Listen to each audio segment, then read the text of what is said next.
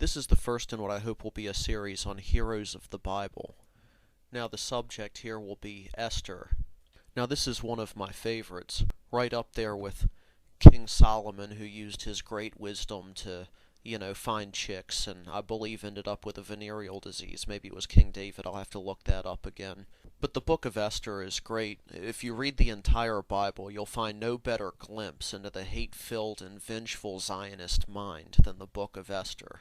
It's the story of the manipulation of a powerful ruler for the purpose of instigating mass murder against the enemies of the Jews, most of them innocent victims. The Bible's full of such stories, yet the book of Esther stands out as a perfect account of typical Zionist power plays. What makes it very interesting is the book contains no magical powers, no special favors from the Jewish war god Yahweh, spells, or prayers. It's an allegedly historical account of a Jewish takeover and mass slaughter. Now, a reading of the book will prove its false nature. A gallows built 83 or 75 feet high is a perfect example of the tall tale aspect of the work. Today, however, fundamentalist Christians swallow the entire story, gallows and all, as inerrant truth.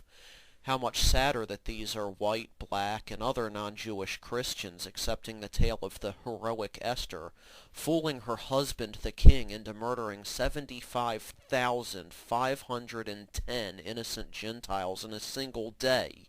That they can accept such a fable as not only gospel truth, but as a work inspired by an all-loving God is strange, especially considering the murder therein is carried against the very Gentiles who are reading the book. Now again, what I find so interesting about this book is the fact that it almost completely excludes Yahweh from its pages, and I believe that shows a very good point. The book is political and not religious in nature. Esther is shown to be a lover of her race, not a lover of her God.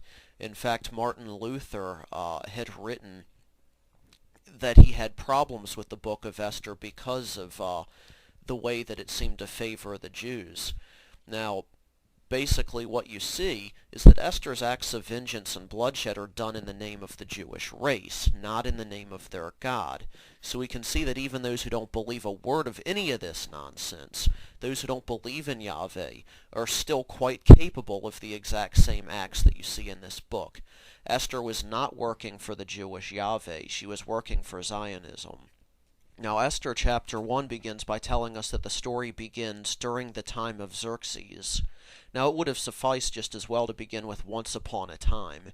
It would make the story a bit more believable, considering that we know Xerxes never had a wife named Esther, nor did he ever have a Jewish wife at all. Now, during a rather long banquet, the 7th day of a 6-month-long banquet, if you can believe it, Xerxes was rather drunk. This was a men's-only party, it seemed, and Xerxes graciously allowed his wife, Queen Vashti, to host a party for the women. This is a picture of Queen Vashti out of a Jewish children's coloring book. Now, I find the fact that they depict her as a hideous crone amusing, since the story goes on to say that Xerxes sent his 7 eunuchs, of course you have that number 7 in there, to bring his wife to him in order to display her beauty to the people and nobles, for she was lovely to look at. Now this is what chapter 1 verse 11 says anyway. Of course, villains in fairy tales must be portrayed as ugly, and so it is with the coloring page. Now you might ask, why was Queen Vashti a villain? What did she do? According to the book of Esther, Vashti refused to come.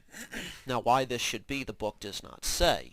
Was she feeling sick? Did she not feel like being leered at and looked upon as a trinket owned by the king?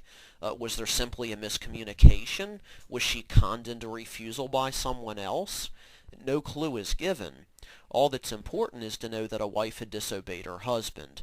This, in the Jewish law books, makes her quite the villain indeed. Now the king consulted the wisest in the land over how to punish Vashti for her refusal to strip for the boys. The nobleman understood the delicate nature of the problem.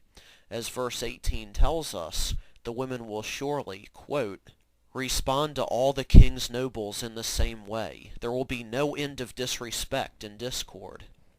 In other words, it would be girl power all the way. When the women heard that Vashti had refused to show off her body for the king's pals, they would disobey their husbands as well. This was absolutely unacceptable, and it was decided that, to make an example of Vashti, she would be cast from the sight of Xerxes and a new queen would be chosen. Now this sort of surprised me, to be honest. Reading it, I expected the punishment to be public execution or rape or something like that that would be more typical of the minds of the writers of the Bible. So, a proclamation was sent, quote, that every man should be ruler over his own household. Thus ends chapter 1, setting up the story to follow and ending for the moment with women happily enslaved by their husbands and all well with the world.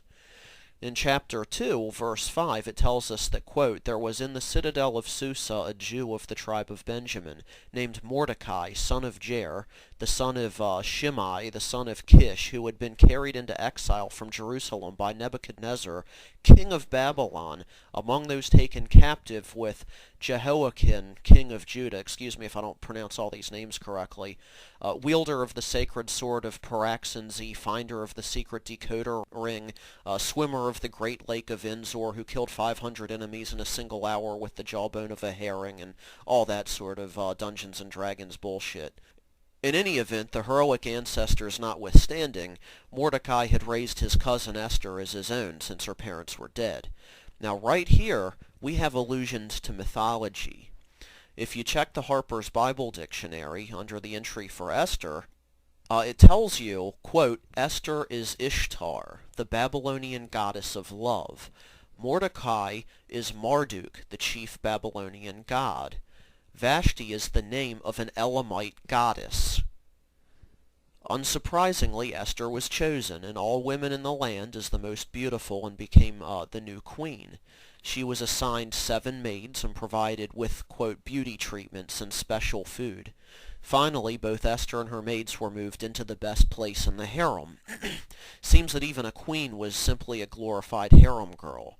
Now, these events are all within the first 9 verses of chapter 2. Now, verse 10 reveals the first act of deceit. Quoting, Mordecai had forbidden her to reveal her nationality and family background. Apparently, Mordecai was afraid that Xerxes was a Nazi of some sort and would burn her if he found out she was Jewish. Now, had she done so, it would have avoided a great deal of bloodshed to ensue at the hands of the heroine Esther, as we'll see. Apparently the girls went in turns. Verses 12 to 14 explain that each girl had to complete 12 months of beauty treatments before she was fit to go before the king.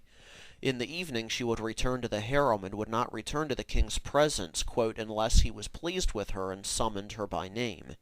Now, reading such words should send civilized people into fits of rage. Now, what, we should ask, was the girl required to do to ensure that she had pleased the king? The whole scene is reminiscent of a rich man sending for the cook to bring him a steak. Now, chapter 2 ends with Esther winning his favor and approval more than any of the other virgins. And so she became queen, and we end chapter 2 on an almost happy note.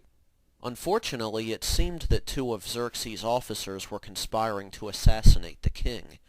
Mordecai, who was always lurking around, purportedly to keep an eye on Esther, overheard the plot.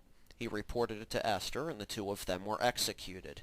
This is all explained in only 3 sentences, almost as a footnote. This ends part 1. It'll probably be 3 parts, and then, as I said, I hope to go on to some other heroes of the Bible.